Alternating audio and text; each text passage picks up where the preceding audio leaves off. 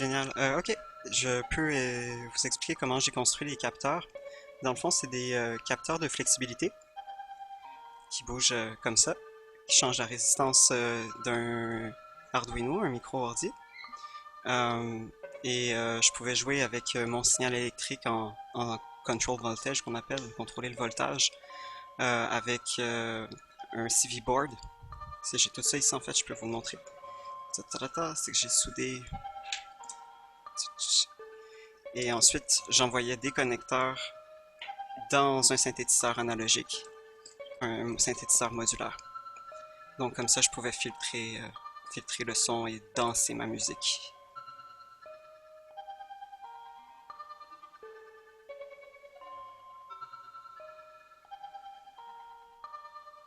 Est-ce qu'il y a d'autres questions?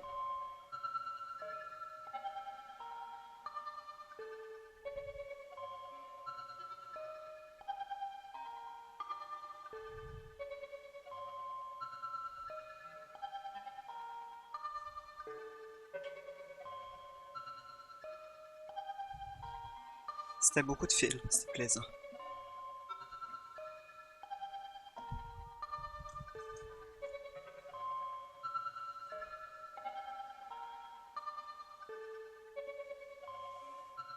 Merci.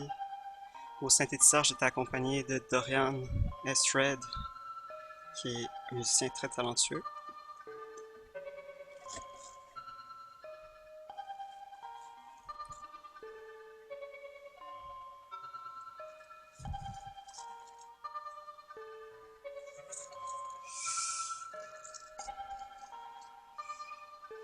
Oui, les projections sont de moi. C'est des choses que j'ai tournées en faisant ma recherche pour ce projet, qui m'a amené à des nouvelles réflexions théoriques super pertinentes que j'ai bien hâte de partager avec d'autres personnes. Le nom du musicien, c'est Dorian S. Red, qui est aussi compositeur pour du jeu vidéo et aussi mon amoureux. Donc, on travaille souvent ensemble, on collabore souvent ensemble, une pratique très collaborative. La danse était plutôt euh, improvisée euh, au niveau, mais je m'inspirais de certains gestes, certaines figures que je trouvais importantes dans l'idée de la Renaissance, puis du serpent, de la mue. Merci beaucoup. Ouais, j'adore travailler la vidéo, c'est vraiment vraiment plaisant. C'est vraiment un médium que j'adore, ça, puis la photo, c'est super cool.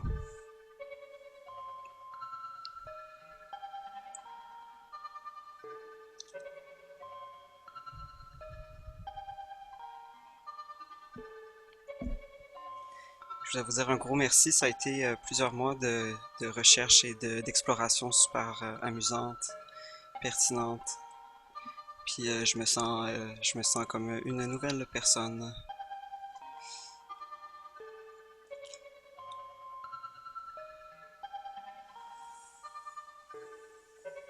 Oui, c'est tous du maquillage. Les yeux, c'est des lentilles cornéennes. Euh, ouais, j'aime beaucoup faire du maquillage d'effets spéciaux. Donc je voulais faire un petit clin d'œil à, à cette pratique que je ne fais plus aussi souvent qu'avant. Oui, ben dans le fond, c'est sûr que le thème des rencontres hexagrammes cette année, c'était la théorie de la symphoïétique telle que théorisée par Beth Dempster, qui a été repris par Donna Haraway. Il y a plusieurs rencontres qui ont eu lieu pour parler de ces théories-là durant les rencontres hexagrammes qui étaient super pertinentes, super intéressantes aussi. Personnellement, moi j'ai découvert un petit peu, j'ai redécouvert les qualités transindividuelles un peu autour de ce projet-là parce que tout à coup l'objet technique un peu faisait partie de mon corps, puis me permettait de voir comment je rentrais en relation avec ces objets-là, mais aussi avec les flux Internet, euh, les flux individuels, sociaux. Je me suis beaucoup questionné sur la transindividuation, la transindividualité, comment on rentre en contact avec les autres humains, mais aussi les autres animaux. puis comment on est nous-mêmes des animaux. C'est qu'il y avait une question qui était aussi écologique, DIY, slow tech. Pour moi, là-dedans, c'est vraiment de penser à qu'est-ce que je peux faire avec pas beaucoup de moyens, les connaissances que j'ai réussi à accumuler avec le temps, qui sont très hackers, puis c'est proche c'est ça, aussi des théories du genre. Tu sais, c'était important pour moi d'essayer d'expérimenter, d'être autre chose qu'un humain un instant pour voir si ça me libérait. Puis ça, je trouve ça super libérateur, je trouve ça super cool.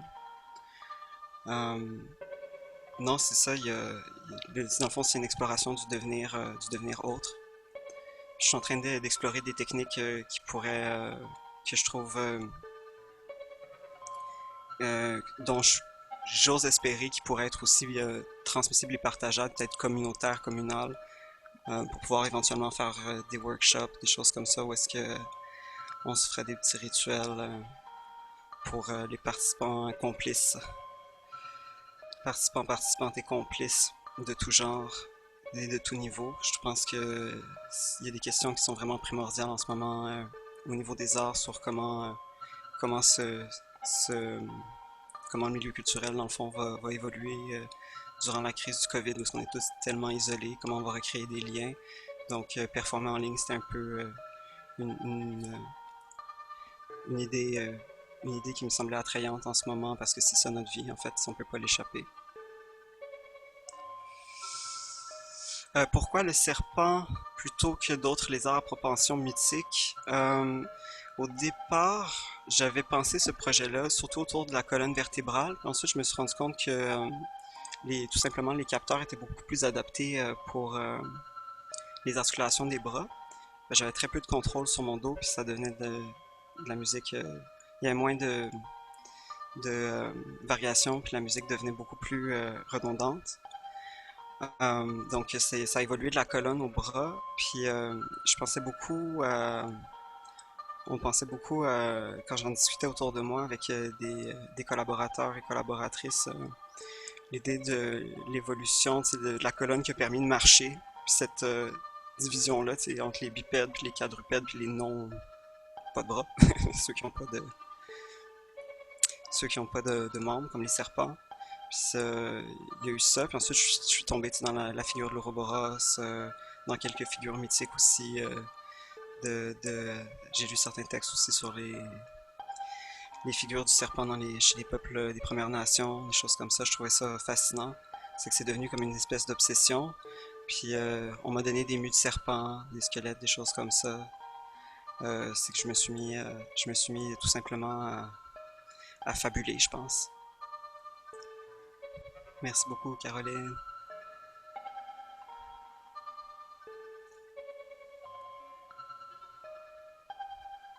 Est-ce qu'il y a d'autres questions?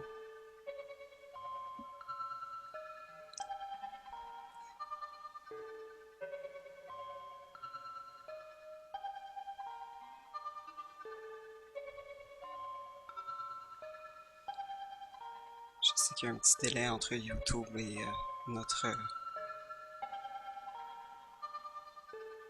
notre visionnement sur Zoom.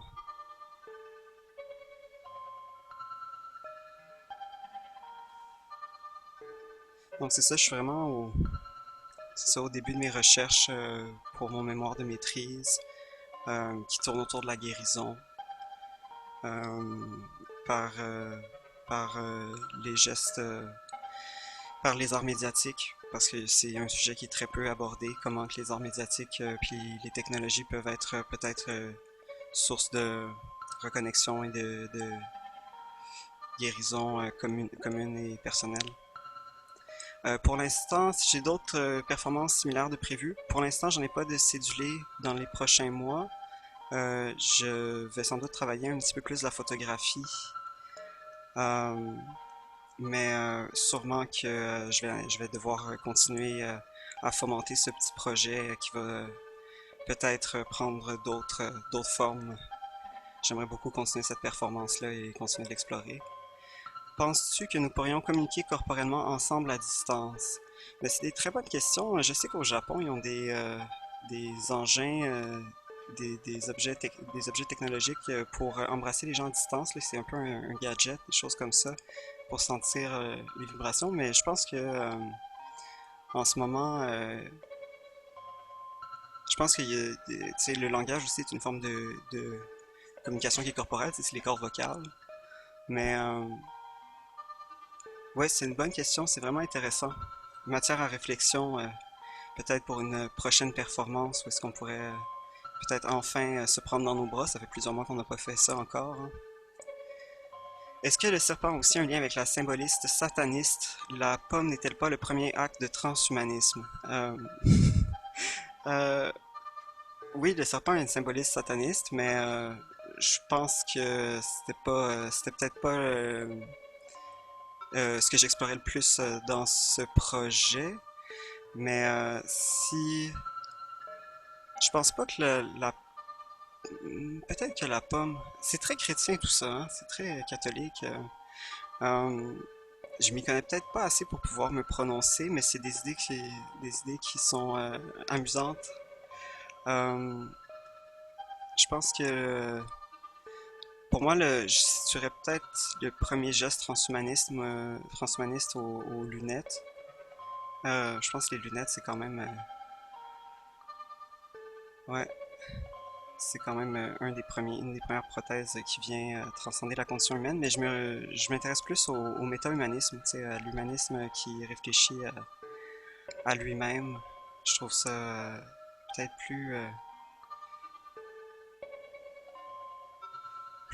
pertinent en ce moment, c'est qu'on doit réfléchir à notre propre condition, puis pas nécessairement la terminer ou la transcender, parce que le transhumanisme, c'est quand même des théories qui viennent de milieux privilégiés. Tu sais, quand on pense pas souvent aux gens qui sont en situation de handicap ou dans d'autres situations comme celle-là, où est-ce que les autres transcendent déjà leur humanité ou leurs conditions par des prothèses, des choses comme ça. Une exploration multi-espèces, machines, animaux, humains et autres qu'humains par les milieux. Oui, c'est exactement ça. C'est exactement ça. C'est une exploration qui me tient beaucoup à cœur. Ouais. Un pas de plus vers le transhumanisme. Moi, j'ai aimé muer avec toi et vous. Ben oui, moi aussi. Puis je voulais remercier une dernière fois peut-être tout le monde d'avoir assisté à ce moment qui était très important pour moi et de votre enthousiasme. J'espère que ça vous a euh, remis, euh, remis dans une direction plaisante, puis susciter d'autres questions par rapport à nos relations multi-espèces, comme c'était mentionné plus tôt dans le chat. Alors, je vais vous saluer. Nous allons arrêter la diffusion. Merci beaucoup à tout le monde d'avoir été là et à la prochaine.